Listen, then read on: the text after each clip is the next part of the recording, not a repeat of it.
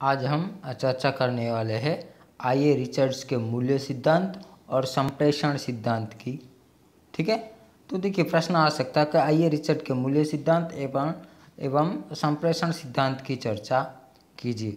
तो इनका पूरा नाम आइवर आर्मस्ट्रॉन्ग रिचर्ड्स था। ठीक है, रिचर्ड्स का जन्म इंग्लैंड के चेशायर में सन 1883 ईस्वी सन में हुआ था। रिचर्ड्स ने आधुनिक जीवन में संपूर्ण और स्वस्थ मानव जीवन में काव्य के महत्व और मूल्य पर भी विचार किया है। रिचर्ड्स मूलतः एक महान शिक्षक, सुप्रसिद्ध समालोचक, कवि एवं भाषाविद थे। इनका निधन 1979 में हुआ था। रिचर्ड्स ने आलोचना के दो आधार स्तंभ इंगित किए थे, मूल्य और संप्रेषण। इनकी कृतियां देखिए तो उन्होंने यद्यपि अनेक ग्रंथ लिखे, पर उनमें से प्रमुख है प्रिंसिपल ऑफ लिटरेचर,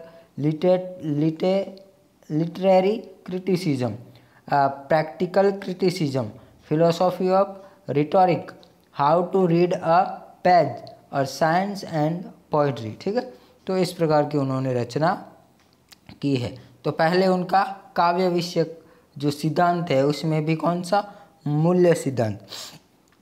तो डॉक्टर ब्रैडले जैसे कुछ समीक्षकों का मानना थी कि कला के लिए है, इसका नैतिकता से कोई संबंध नहीं है, क्योंकि नैतिकता को देखना या तो धर्मगुरुओं का काम है या फिर पुलिस का।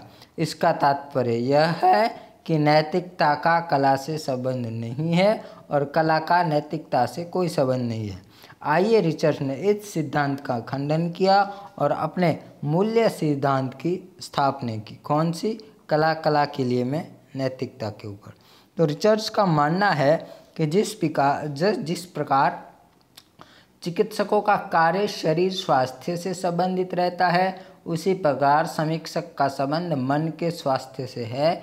यदि चिकित्सक अपने कर्म की उपेक्षा करता है तो जन शरीर को हानि पहुंचेगी ही, और यदि समीक्षक इस बात पर ध्यान न दे कि किस साहित्यिक कृति से जनमानस का स्वास्थ्य उपलब्ध होगा और किसके द्वारा उसे क्षति पहुंचेगी, तो निस्संदेह जनमानस में विकृति होने की संभावनाएं बढ़ जाएगी। अतः समीक्षक को साहित्य मूल्यों का बोध होना चाहिए, क्योंकि आलोचक को तो मूल्यों का निर्णायक होता है। अर्थात एक कलाकृति दूसरी कलाकृति की अपेक्षा अधिक महान है तो क्यों है, वह इसका निर्णय करता है, और यह निर्णय इस आधार पर करता है कि वह समाज पर अच्छा प्रभाव डालती है या नहीं, मन को संतुलित करती है या नहीं।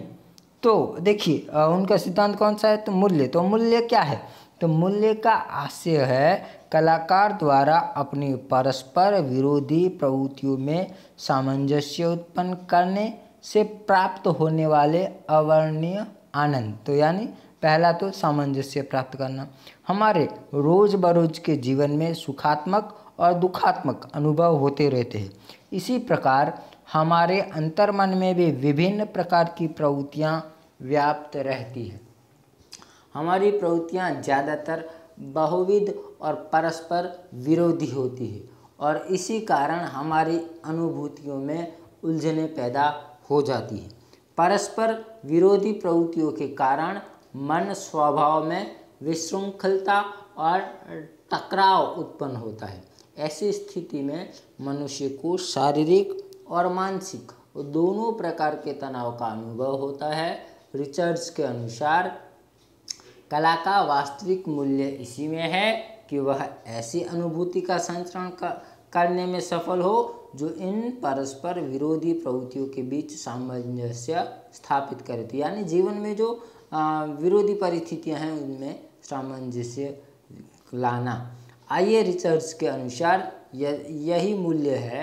रिचर्ड्स के अनुसार मनुष्य के अवगुण के दो रूप हो सकते हैं, भूख, वासना या तृष्णा और वितृष्णा। ठीक है, तृष्णा और वितृष्णा अर्थात मन में कुछ मांग उत्पन्न होती है और हम कुछ पाने के लिए उद्धत हो उठते हैं। दूसरी ओर कुछ वस्तुओं के प्रति हम में वितृष्णा उत्पन्न होती है, हम उनसे दूर भागते हैं।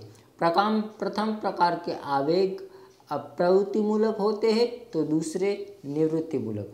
जो कुछ हमारी भूख या तृष्णा की संतुष्टि कर सके वह मूल्यवान है। रिचर्ड्स के अनुसार वही कलाकृति महान है जो किसी भी अन्य आकांक्षा को कुंठित अथवा अतृप्त किए बिना ही किसी आकांक्षा की तुष्टि करती है। ठीक है, कहा जा सकता है कि रिचर्ड्स का मूल्य अंतर्मन के विविध परस्पर विरोध प्रवृत्तियों के बीच अधिकाधिक सामंजस्य स्थापित करने में मानते हैं। उनके अनुसार मन की सर्वाधिक मूल्यवान स्थिति वह है जिसमें मानवीय क्रियाओं की सर्वाधिक और सर्वोत्कृष्ट संगति स्थापित होती है। ठीक है, तो देखिए संप्रेषण सिद्धांत में क्या, तो संप्रेषण का अर्थ है अपनी कविता या कलाकृति के द्वारा कवि या कलाकार जो कुछ कहना चाहता है उसे वह अन्यों तक पहुंचा जा सकता है या नहीं।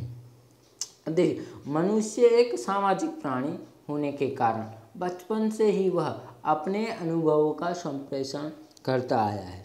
इन्हीं संप्रेषणों के द्वारा ही मनुष्य को अपने परिवार और समाज के विचार, ज्ञान और अनुभव प्राप्त होते रहते हैं। संप्रेषण के कारण ही मानव समाज का सांस्कृतिक, वैज्ञानिक और तकनीकी विकास हुआ है और होता जा रहा है। इस संप्रेषण क्रिया का सर्वाधिक उपयोग कलाकर्म में होता है।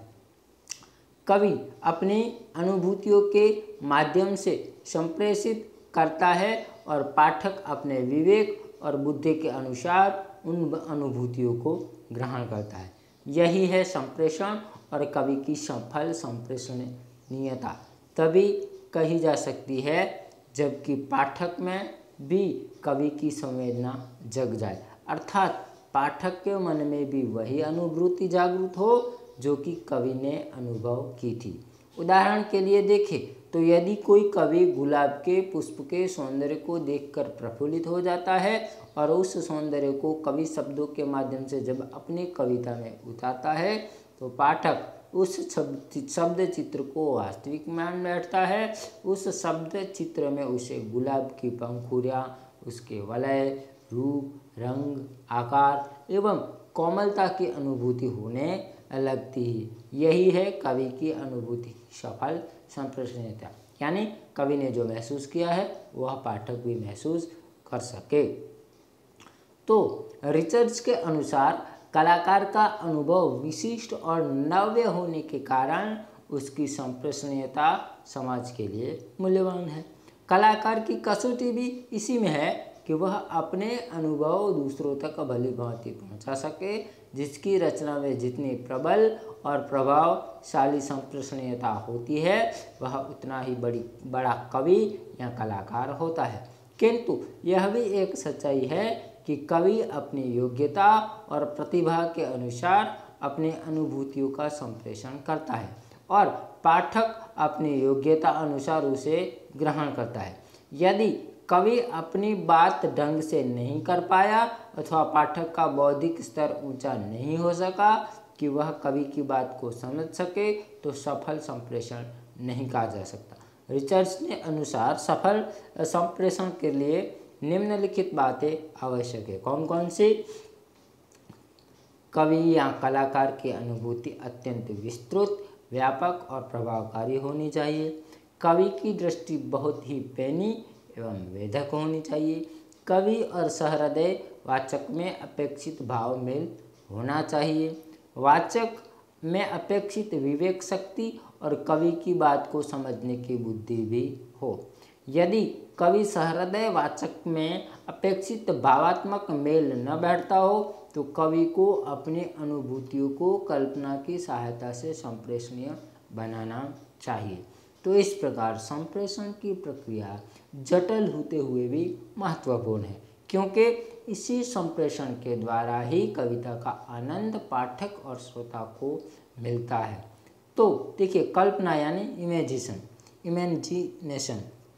रिचर्ड्स के अनुसार कल्पना मानव मन की असंख्य क्रियाओं, जैसी कि एक क्रिया है। जब किन्हीं विशिष्ट परिस्थितियों, घटनाओं अथवा मनस्थितियों के कारण मानव मन में नाना प्रकार के आवेग सक्रिय हो जाते हैं, तो उनके साथ ही कुछ अन्य आवेग भी उत्पन्न हो जाते हैं बिना किसी स्पष्ट कारण के, जिसे हम कल्पना कह सकते हैं। तो देखिए, कलाकार कल्पना के सहारे अपने अनुभूतियों को संप्रेषित बनाता है। रिचर्ड्स कल्पना को एक ऐसी अद्भुत मानसिक शक्ति मानते हैं जो मनुष्य जीवन में दिखने वाले बिखराव को संतुलित एवं व्यवस्थित रूप में प्रस्तुत करती है। तो देखिए, काव्य और विज्ञान के ऊपर उनके क्या विचार हैं। तो काव्य और विज्ञान के संबंध को लेकर कई विद्वानों ने अपने विचार व्यक्त किया है। कविता और विज्ञान के परस्पर संबंध को लेकर रिचर्ड ने अपनी सुप्रसिद्ध पुस्तक विज्ञान और कविता में विशद चर्चा की है। उनके अनुसार कवि जो कहता है वह वैज्ञानिक सत्य की भांति खरा नहीं होता। वैज्ञानिक का कथन सच्चा होता है, जबकि साहित्यकार का कथन भौतिक दृष्टि से असत्य अथवा मिथ्या होता है। तथापि इसका यह अर्थ नहीं होता कि साहित्य यह कृत्रिम सत्य है, क्योंकि साहित्य का सत्य भले ही भौतिक दृष्टि से खरा न हो, किंतु मनुष्य की रागात्मक वृत्तियों के स्तर पर अवश्य ही खरा होता है। विज्ञान निश्चयात्मक होती है। कवि का सत्य कभी कभी तर्क की कसौटी पर खरा उतर जाता है, किंतु वह संयोग ही कहा जाता है। तो यानी कवि कल्पना भी कर सकता है, तो वह कल्पना सत्य हो भी सकती है और नहीं भी हो सकती। तो देखिए, कविता और नैतिकता।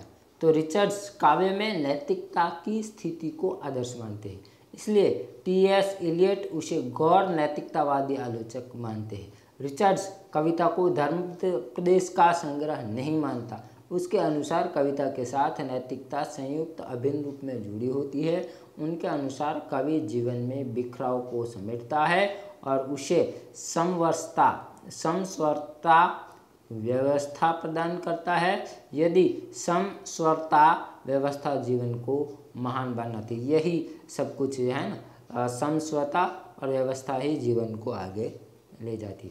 तो अब देखिए, कला के लिए जो है उसके ऊपर उनका क्या विचार है। तो ब्रैडले कला के लिए सिद्धांत का कट्टर समर्थक था। इसके विपरीत रिचर्ड कला और जीवन के अभेद संबंध को समर्थक था। उसके मतानुसार वही कला महान पद की अधिकारिणी हो सकती है जो मानव जीवन के व्यापक हितों का उन्नयन कर सके, जन जन में परस्पर सहानुभूति की पवित्र भावना का प्रसार कर सके। जीवन को भुलाकर लिखी गई कविता निस्सहार एवं निरर्थक है ना। तो उसके बाद देखिए, काव्य की भाषा कैसी होनी चाहिए। तो रिचर्ड का परिभाषा देते हुए, भाषा की परिभाषा लिखते हुए कहते हैं, भाषा ऐसे प्रतीकों का समूह है जो श्रोता पाठक के मन में लेखक के मन के अनुरूप अवस्था उत्पन्न कर सके। तो कवि अपनी अनुभूतियों का संप्रेषण भाषा के द्वारा ही करता है। रिचर्ड्स ने इस काव्य भाषा को दो प्रयोग बताए हैं, जिसमें वैज्ञानिक सत्य का निर्देश होता है, जिसमें कवि की अनुभूतियों का संप्रेषण होता है। वैज्ञानिकों, विचारकों एवं दार्शनिकों की भाषा निश्चयात्मक तथा तथ्यात्मक होती है, जबकि कवियों की भाषा रागात्मक होती है, क्योंकि उसका संबंध मनुष्य की रागात्मक वृत्ति से होता है। रिचर्ड्स के अनुसार काव्य के क्षेत्र में रागात्मक भाषा की प्रमुखता अधिक होती है। रिचर्ड्स के अनुसार जीवन में कोई सीधा सपाट मार्ग नहीं है, अतः उसकी बारीकियों एवं जटिलताओं को समझने के लिए भाषा की तदनुरूप समर्थ और सशक्त होनी चाहिए। मन में सूक्ष्माति सूक्ष्म भाव की अभिव्यक्ति के लिए रूपकों एवं प्रतीकों का आश्रय लिया जा सकता है। वैसे तो शब्दों का एक निश्चित और स्थिर अर्थ होता है, किंतु कवि जटिल मानवीय भाव को अभिव्यक्ति के लिए नए अर्थ उत्पन्न करता है। ठीक है, तो देखिए रिचर्ड का क्या योगदान है। तो पाश्चात्य समीक्षा के क्षेत्र में रिचर्ड का महत्वपूर्ण स्थान है। उनका सर्वाधिक स्तुत्य योगदान यही है कि उन्होंने साहित्य लोचन में परंपरागत मापदंडों के स्थान पर वैज्ञानिक दृष्टि का प्रयोग किया। उनका संप्रेषण सिद्धांत कवि और पाठक के बीच एक संपर्क सेतु का काम करता है। इस सिद्धांत के द्वारा रिचर्ड्स ने कवि और पाठक के परस्पर संबंधों का मनोवैज्ञानिक परिप्रेक्ष्य प्रस्तुत करने का प्रयास किया है। तो इस प्रकार उनका संप्रेषण सिद्धांत है जो साहित्य के लिए अच्छा माना जाता है। तो यहाँ हम रिचर्ड्स की चर्चा पूर्ण करते हैं।